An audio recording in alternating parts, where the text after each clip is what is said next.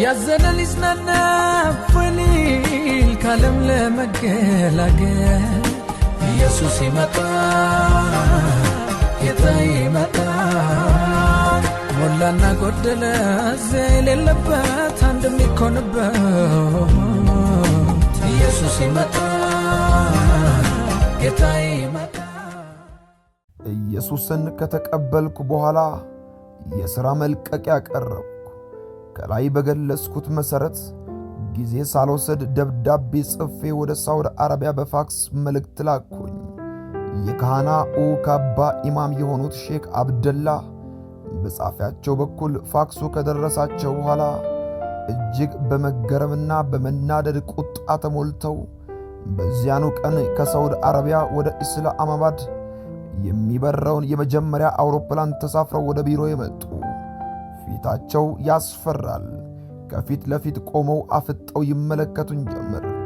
ወደ እኔ ጠጋ በማለት በመገረም ማውላና እውነት ይህ ያንተ ደብዳቤ ነው የተቀበልኩት? አብዳል እንዴ? ንገረኝ ይሉን ጀመር። እኔም በተቀመጥኩበት ቦታ ሆኜ ሼክ አብደላ በእውነት አላበድኩም፣ ሙሉ ጤነኛ ነኝ። ለተገለጠልኝ ጌታ ኢየሱስን ተቀብዬ አምኜ ክርስቲያን ሆኛለሁ። ስለዚህ የተቀበሉት ፋክስ መልእክት በትክክል የኔ ነው በማለት መለስኩላቸው።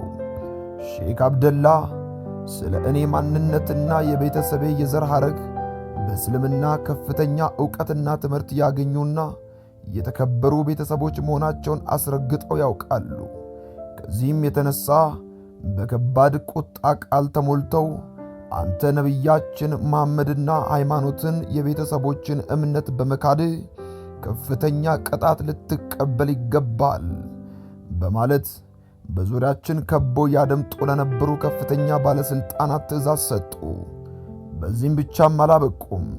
ይህ ሰው በነጻ ከተለቀቀ ስለ አዲሱ እምነት ለሌሎች ሄዶ እንዲናገር ከፈቀድንለት መሳለቂያና መሳቂያ ያደርገናል። ስለዚህ ወደ ከፍተኛ እስር ቤት ተወስዶ ብዙ ስቃይና አስቸጋሪ ቅጣቶች ወይም ቶርች መቀበል ይገባዋል። ከዚያ ስቃይ በኋላ አዲሱ እምነቱን እንኳንስ ሊከተለው ስለሱ በጆሮ መስማት አይፈልግም። ፍጠኑ ውሰዱት ብለው አዘዙ። ለዘመናት በተከበርኩበት ብዙዎችን ሳዝና ያዘዝኩትን ሁሉ በደቂቃ ሳስፈጽም በነበርኩበት ስልጣኔ ተሽሮ በተራ ሰዎች እንደ በግ የተገፋው ለመከራ ለስቃይ ተወሰድኩ። ቢሮዬ ላልመለስበት ወጣው።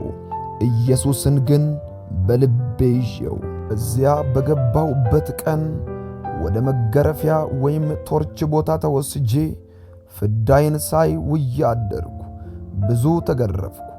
ብዙ አሳቃቂ ግርፋቶችን ያለ ርኅራኄ ያለ እረፍት ተቀበልኩ። ደም መላ ሰውነቴን አልብሰው ሰውነቴ ተንቀጠቀጠ። ያለ ርኅራኄ ለሃይማኖታቸው ቀናኢ በሆኑ ሰዎች እንደ እባብ ተቀጠቀጥኩኝ። ሲደክማቸው በዚያ ጥለውኝ ሄዱ። ሲነጋ ሹማምንቶቹ ወዳለሁበት ስፍራ በመምጣት ማውላና የጻፍከው ደብዳቤ ተቀባይነትን ስላላገኘና ከዚያ ስቃይም ለመዳን ስትል ወደ ቀድሞ ሃይማኖትና ቢሮ ተመለስ ብለው ጠየቁኝ። እኔም በደም በተለወሰ በደከመ ገላ መናገር በማይችለው አንደበቴ ቀና ብዬ የለም አላደርገውም፣ ፈጽሜ አልመለስም፣ ኢየሱስን በማመን ክርስቲያን ሆኛለሁ፣ ስቃይን ፈርቼ የተገለጠልኝን ኢየሱስ ከማምለክ አልመለስም ብዬ መለስኩላቸው። መከራዬም ቀጠለ። እኔም ጌታዬ ረዳኝና ጸናው። ወላጅ አባቴ እንደ አውሮፓውያን አቆጣጠር በ1978 ከዚህ ዓለም በሞት ተለይቷል። ይሁን እንጂ እናቴና ወንድሞቼ ግን በሕይወት ነበሩ። ብዙም ሳይቆይ እኔ በጌታ ከሆንኩ በኋላ እነሱንም ከአንድ ወንድሜ በስተቀር በሞት አጣዋቸው። በሕይወት በነበሩት ጊዜያት ወደ እስር ቤት መጥተው ብዙ መከሩኝ፣ ተቆጡኝ፣ ሰደቡኝ፣ ከቤተሰብ እንደሚሰርዙኝ ዛቱብኝ። በዚህም አልሆን ሲላቸው ከፍተኛ ገንዘብ በማውጣት ያስተማሩኝን በሃይማኖቱ እንድጸናና ለሌሎች አርያ እንድሆን በማሰብ ሊቆጥሩ በማይችሉ ገንዘብ ከፍለው ወደ ኢራቅ ዩኒቨርሲቲ እንዲልኩኝ በቁጭት ነገሩኝ። በብዙ እንባና ሐዘን ሆነው እንዲህ አሉኝ፣ ምን አግኝቶ ነው ቃፊር ለመሆን የመረጥከው አሉኝ። ቃፊር ማለት እስልምናን ትቶ ክርስቲያን የሆነ ሰው ማለት ነው። አሁን ላለፈው ለሠራኸው ስህተት ሹማምንቶቹን ይቅርታ እንጠይቃለን፣ አንተ ግን ሥራን ቀጥል ብለው አባበሉኝ። አክስቴ ግን ትዕግሥቷን መቆጣጠር ባለመቻል ብዙ የስድብ ቃላት ተናግራ አለመመለሴን ስታውቅ አንድ ሙሉ ባልዲ ቆሻሻና መጥረጊያ ስጡትና ክርስቲያኖችን ይምሰላለች። ምክንያቱም የፓኪስታን ሙስሊሞች ቺፕ ሌቨር ወይም ትንሽና እርካሽ ሥራ የሚሰሩ ለምሳሌ የመንገድ ጥርጊያ፣ ቆሻሻ መድፋት፣ መኪና ማጠብ፣ በግ መሸጥ የመሳሰሉትን ሥራዎች የሚሰሩት ክርስቲያኖች ናቸው ብለው ስለሚያምኑ ነበር እንደዚህ ያለችኝ። እኔም መለስ ብዬ አክስቴ አትሳሳቺ፣ እንኳንስ በፓኪስታን በሳውዲ አረቢያ ቢሆንም የጽዳት ሥራና ሌሎችም ትንንሽ የሚባሉ ሥራዎችን የሚሰሩ ብዙ ሙስሊሞች እንዳሉ አትርሺ በማለት መለስኩላት። ይሁን እንጂ የአክስቴ ስድብ ውርጅብኝ አለማቆሟን ስመለከት እንዲህ አልኳት፣ ውድና እጅግ የማከብርሽ አክስቴ፣ ዛሬም ወድሻለሁ። አንቺን የሚጠላ ልብ የለኝም። ነገር ግን አንቺ ያልሽው ርካሽ ሥራ ክርስቶስን በማመኔ ምክንያት ከሆነ የምሠራው ወይም እንድሠራ የፈረስሽብኝ ለዘላለም ደስ እያለኝ እሠራዋለሁ፣ አይቆጨኝም። ለምን ብትይ ጌታዬና አምላኬ ራሱ ለኔ ለማልጠቅመው አሳዳጁ ቢሮዬ ድረስ በመምጣት ተገልጦልኛል። በበረንዳ ላይ አስቆሞ በሰማያት ያለውን ኃይሉና ታላቅነቱን መጠን በግርማ ሞገሱ ሆኖ አሳይቶኛል። ዛሬ ኢየሱስ ብቻ ሳይሆን የኢየሱስ የሆነ ሁሉ በእያንዳንዱ የደሜ ፈሳሽ ገብቷልና ኢየሱሴን ልተው ፈጽሜ አልችልም ብዬ አምርሬ ገለጽኩላት። እነሱም በታላቅ ሐዘን ተውጠው ዳግም ላያዩኝ ወስነው እስር ቤት ውስጥ እስከነ መከራዬ ትተውኝ ሳይራሩልኝ ወጡ። እኔም ወደ ማሰቃያ ክፍሌ ተመለስኩ። ቅጣቱም ቀጠለ። ስቃዩና ግርፋቱ ያው ነው። የመከራው ብዛት መፈጠርን እንድጠላ ያደርጋል። ዓላማህንና የስቃይን ምስጢር ቢገባህ ለዛውም የማያቋርጥ ስቃይ ለጌታ ለኢየሱስ መሆኑን ስትረዳ ትጽናና እንደሆነ እንጂ ሰው የሚችለው ስቃይ አይደለም። በእያንዳንዱ ዱላ ኢየሱስ የምትለውን ቃል ትተውና እኛም ስቃይን እናቆማለን፣ ወደ ተሻለ ሆስፒታል ተወስደ ትታከማለህ ይሉኛል። በዚህ የሞት ታናሽ የሚመስል የሲኦል እስር ቤት በመጀመሪያ የተደረገብኝ ስቃይ ቅጣት የጣቶቼን ጥፍሮች እያንዳንዳቸው በጭካኔ ተነቅለው እንዲወጡ ተደረገ። እየሰማው ጎትተው አወጡብኝ። አቤት የሰው ልጅ ጭካኔው! ሲያወጧቸው በአንድ ጊዜ ሳይሆን ቀስ እያሉ እየጎተቱ ስቃይን፣ ጩኸቴን፣ ደሜን ለኔ ጣር፣ ለነርሱ ግን ደስታ ወይም በዓላማ የተመሰረተ ሥራ ነበር። እኔ ጮኻለሁ፣ እነሱ ይስቃሉ። ከዚህ በኋላ ክፉኛ ደበደቡኝ። በኋላ ሆስፒታል ይዘውኝ ሄዱ። በዚህ ሆስፒታል ላይ ሆኜ ስብራቴንና ስቃይን እንዳላዳምጥ ሌላ ዘግናኝ አስጨናቂ የጆሮ የሚሰቀጥጥ ዜና ይዘውልኝ መጡ። ባለቤቴ ለመውለድ በሆስፒታል ላይ እንዳለች በምጥ ብዛት መሞቷን ነገረኝ። ብዙም ሳይቆይ ሕፃኑም ሕይወቱ ማለፉን እንደ ቀላል ተረት ወይም ቀልድ እንደሚያወራ ሰው ነገሩኝ። ሕፃኑን ለማትረፍ ብዙ ጥረን ነበር። በተለይም እናቲቱ መሞቷን ስናይ ሕፃኑ ለ4 ሰዓት ብቻ ነበር በሕይወት የቆየው። ይሄ የሚያሳየው ደግሞ አላህ ይህንን አዲሱን እምነትን ምን ያህል እንደጠላብህ አስብ በማለት አፌዙብኝ። ይህ ከሆነ በኋላ ዘመዶቼና ጎረቤቶቼ የቅርብ ወዳጆቼ ነበሩ የሚጠይቁኝ ብለው መጥተው በስድብ አውርደውኝ ተመለሱ። አሁንም የጣቶች ጥፍሮች መነቀላቸውን ያህል ሌላው ሰውነቴ ሳይነቃቀሉ በፊት ወደ ሥራዬ የሚመልሱ ዕድል እንዳለኝ አጥብቀው አሳስበውኝ ሄዱ። እኔም እናንተ ባትመጡ እርሱ ጌታ የሆነው ኢየሱስ በእኔ ውስጥ ይኖራል አልኳቸው። ነገር ግን ይህንን ጥቅስ በመጽሐፍ ቅዱስ ስለመኖሩ የማውቀው ነገር አልነበረም። አሁን ግን መጽሐፍ ቅዱሳችን በቆሮንቶስ 3:16 የእግዚአብሔር ቤተ መቅደስ እንደሆናችሁ የእግዚአብሔር መንፈስ እንዲኖርባችሁ አታውቁምን የሚል ቃል መኖሩን ለማወቅ ችያለሁ። ሌላው ያደረጉብኝን ነገር ልንገራችሁ። በዚያ በእስር ቤት ጣራ ላይ ባሉት ብረቶች ካሰሩኝ በኋላ ገመዱን ከረጅሙ ፀጉሬ ጋር አጥብቀው በማሰር እንደ ፊኛ በአየር ላይ እንድንጠለጠል አደረጉኝ። ከዚህም የተነሳ የሰውነቴ ክብደት ሙሉ ለሙሉ ፀጉሬ ላይ እንዲያርፍ ስለተደረገ ክብደቴ የፈጠረው ነገር ከጭንቅላቴ ውስጥ ደም እንደ ውሃ መፍሰስ ጀመረ። የሚፈሰው ደም ማቆሚያ ስላልነበረው በግንባሬ ወርዶ መላ አካሌን እያራሰ ልብሴን በውሃ የተነከረ እስኪመስል አበስብሶ ነበር ወደ መሬት የሚንጠባጠበው። ዓይኔ ከዚህና ከዚያ የተገረፍኩበት ኃይል የተነሳ አብጠዋል። ነጭ የሚባል የዓይን ክፍል ሁሉም ቀይ ሽንኩርት መስሏል። ስለዚህ ሰዓታት በተቆጠሩ መጠን የመሞቴ ነገር እርግጠኞች ነበሩ። ክብር ለእግዚአብሔር ለተገለጠልኝ ለኢየሱስ ክርስቶስ ይሁንና አልሞትኩም። የሰውነቴ ክብደት ከፍተኛ ስለነበር የደረሰብኝ ስቃይ ክፉኛ ገብቶኛል። ዓይኖቼ እጅግ ከማበጣቸው የተነሳ ገልጬ ማየት አልችልም ነበር። በዚህ ሁኔታ ከበዛው ስቃይና መከራ የተነሳ እጸጸት እንደሆንና ለመመለስ ፈቃዴን ባሳይ የድሮ ክብሬን ሊመልሱልኝ አሁንም ዕድሉ እንደሚሰጠኝ ገለጹልኝ። በዚህ ሁኔታም ውስጥ ሆኜ የመለስኩላቸው መልስ ክርስቶስ የኔ ነው፣ እኔም የእርሱ ነኝ፣ ከእሱስ ማን ይለየኛል የሚል ነበር። የሃሪፑር ሐዛር በመባል የሚታወቀው እስር ቤት ለ2 ዓመት ያህል ቆየሁኝ። ኢየሱስ ይመጣል። እዚሁ እስር ቤት ውስጥ ለ3ኛ ጊዜ የደረሰብኝ አሰቃቂ ቅጣት የጎኔ አጥንቶች መሰበር ጉዳይ ነው። የጎኔ አጥንቶች ሊሰበሩ የቻሉት በፖሊሶችና በፖሊስ መኮንኖች አማካኝነት ከደረሰብኝ ድብደባ የተነሳ ነው። በአሁኑ ጊዜ የጎኔ አጥንቶች ሁኔታ ላሳያችሁ እችላለሁ።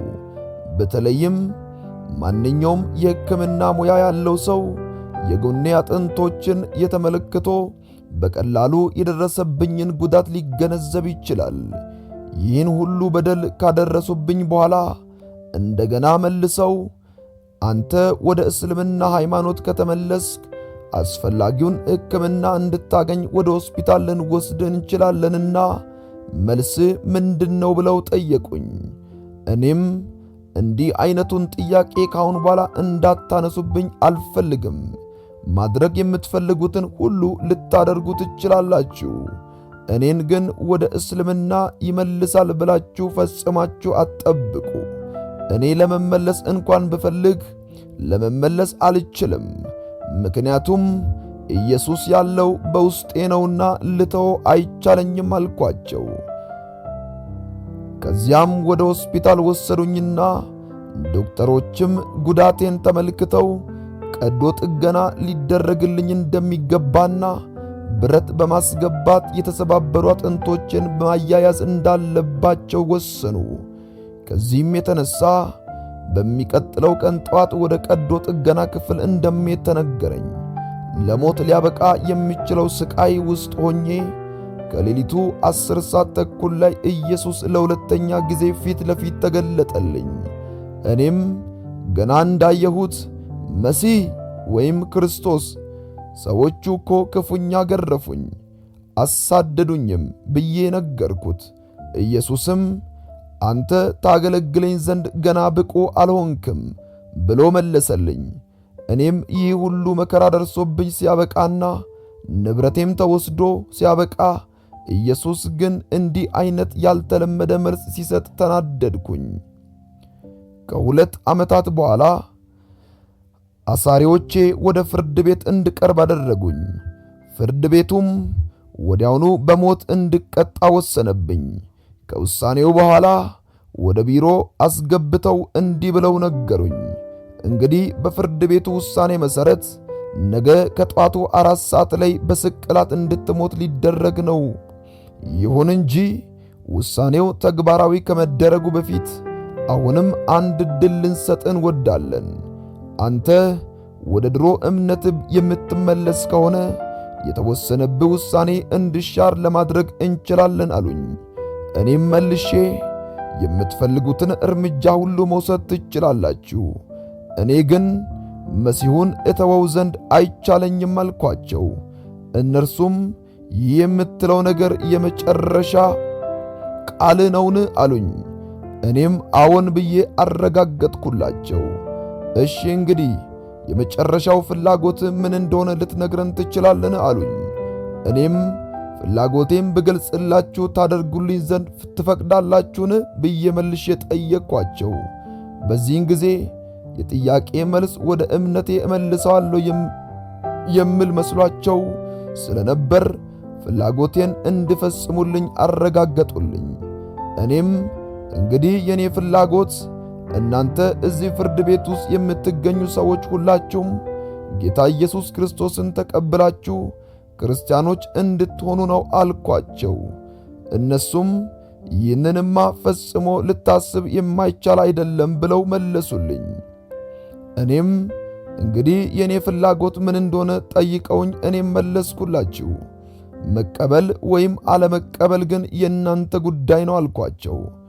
የሥራ ባልደረቦቼ የነበሩት ዳኞችም ውድ ማውላና፣ በቀድሞው ዘመን አንተ ብዙዎች ላይ ትፈርድ ዘንድ ሥልጣን ነበረ። ዛሬ ግን አንተ ራስህ በስቅላት እንድትቀጣ ተፈርዶብሃል አሉኝ። በወቅቱ እኔ ለጥያቄያቸው መልስ አልነበረኝም። ሆኖም ጌታዬን ኢየሱስን ስለዚህ ነገር አንተስ ምን ትላለህ ብዬ ጠየቅኩት። ጌታም እንደገና ተገለጠልኝና አሁንም ታገለግለኝ ዘንድ ብቁ አይደለም ብሎ መለሰልኝ። እኔም መልሼ ቢሆንም አንድ ቀን ብቁ ሆኜ እንደማገለግል ተስፋ አደርጋለሁ አልኩት። በእርግጥም ጌታ ብቁ ነህ ብሎ እስካላረጋገጠ ድረስ ጌታን ለማገልገል እንዳልወጣ በልቤ ውሳኔ ላይ ደረስኩ። ይሁን እንጂ ጌታ አንድ ቀን ታገለግለኝ ዘንድ አሁን ብቁ ነህ እንደሚለኝ እታመንበት ነበር። ጌታም ለተሳለቁብኝ ዳኞች እንዲህ በላቸው አለኝ። እኔ ቀደም ሲል በሰው ልጆች ላይ እፈርድ ዘንድ ዳኛ ተብዬ ተሹሜ ነበር። አሁን ግን ወደሚበልጠው የችሎት ወንበር በጌታ በኢየሱስ ተሸጋግሬአለሁ። ስለዚህ አሁንም የዳኝነት ሥልጣኑ በእጄ ላይ ነው ያለው። ቢሆንም ከጌታ የተሰጠኝ ሥልጣን መሠረት ወደ ሰማይ ስሄድ እፈርድ ዘንድ የሚገባኝ በመላእክት ላይ ነው። ይህ ቃል መጽሐፍ ቅዱስ ውስጥ የተጻፈ መሆኑን ፈጽሞ አላውቅም ነበር። ለማንኛውም ጌታ እንደተናገረኝ እንዲሁ ለዳኞች ተናገርኋቸው። እነሱም የሞት ቅጣት እንደተወሰነብህ በሰማ ጊዜ መቀባዠር ጀመርክ ብለው አላገጡብኝ። በነጋም ጊዜ አሳሪዎቼ በማለዳ ተነስተው መጡና እንድሰቀልበት ወደ ተወሰነው ቦታ ወሰዱኝ። የምሰቀልበት ገመድ አንገቴ ላይ ካጠለቁልኝ በኋላ ፍርዱን ያስፈጽም ዘንድ ቆሞ ወደሚጠባበቀው የፖሊስ መኮንን አንድ ማኅደር ደረሰ። በዚህ ማኅደር ውስጥ የሥራ ባልደረቦቼ የነበሩ ዳኞች የእኔን ጉዳይ በተመለከተ በፍርድ ቤት አቤቱታ በማቅረብ በነፃ እንድለቀቅ እየጠየቁኝ የዳኝነት ወረቀት ይገኝ ነበር። በጥያቄያቸው መሠረት ተላልፎብኝ የነበረው የሞት ቅጣት እንዲሻርና በነፃ እንድለቀቅ የሚገልጽ አቤቱታ ተያይዞ ነበር። በእኔ ላይ ተላልፎ የነበረው የሞት ብይን እንዲሻር የጠየቁት የሥራ ባልደረቦች ያነሱት የመከራከሪያ ነጥብ እንዲህ የሚል ነበር። በእስላም ሕግ ወይም በቅዱስ ቁርአን ላይ አሊያም ደግሞ በነቢያችን ላይ የፈጸመው ነቀፌታ ወይም ማንቋሸሽ የለም። እንደርሱ አባባል ከሆነ ኢየሱስ ክርስቶስ ወደ ቢሮዬ መጥቶ አነጋገረኝ፣ እውነትንም ገለጠልኝ፣ እኔም ተቀበልኩት ነው ያለው።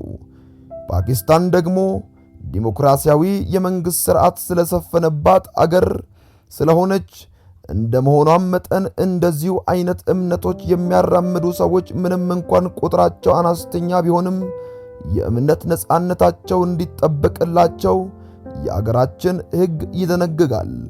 ለዚህ ማረጋገጫና ምልክት ይሆን ዘንድ በአገራችን ብሔራዊ ባንዲራ ላይ ነጭ ቀለም እንዲኖር ተደርጓል በማለት ነበር አቤቱታ ያቀረቡት። በዚህ ምክንያት በነጻ ተለቀቅኩኝ።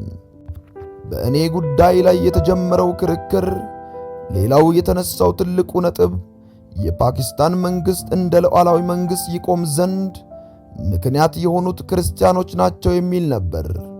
ምክንያቱም በፓኪስታን ሙስሊም ሊግና በህንድ ኮንግረስ ፓርቲ መካከል የፓኪስታንን ዕድል ለመወሰን በተደረገው ምርጫ ክርስቲያኖች ድምፃቸውን ለፓኪስታን ሙስሊም ሊግ የሰጡ ሲሆን ሂንዱና ሲህስ ግን ጸረ ፓኪስታን ሙስሊም ሊግ ፓርቲ አቋም ይዘው ስለነበር ነው። በምርጫው ሂደት ክርስቲያኖች የሰጡት ድምፅ ለየት የሚያደርገው ጉዳይ ቢኖር የእነርሱ ድምፅ በወሳኝነት ሚና ስለነበር ነው። ይኸውም ክርስቲያኖች ድምፃቸውን ለህንድ ኮንግረስ ሰጥተው ቢሆን ኖሮ የፓኪስታን ሙስሊም ሊግ ፓርቲሽን ፊት ይደርስበት ነበር። ነገር ግን ከክርስቲያኖች ድምፅ ነጥብ የተነሳ ፓኪስታን እስላማዊ ሀገር ልትሆን በመብቃቷ ለዚሁ መታሰቢያ ይሆን ዘንድ በባንዲራችን ላይ ነጭ ቀለም እንዲታከልበት ተደርጓል በማለት ስለ እኔ ይከራከሩ የነበሩ የቀድሞ ጓደኞቼ አስረድተዋል። ስለሆነም ማውላና ፈጽመው ለተባለው ጥፋት ከእስር ከግርፋት በላይ ተገቢ አይደለም ብለዋል። ኢየሱስ ይመጣል።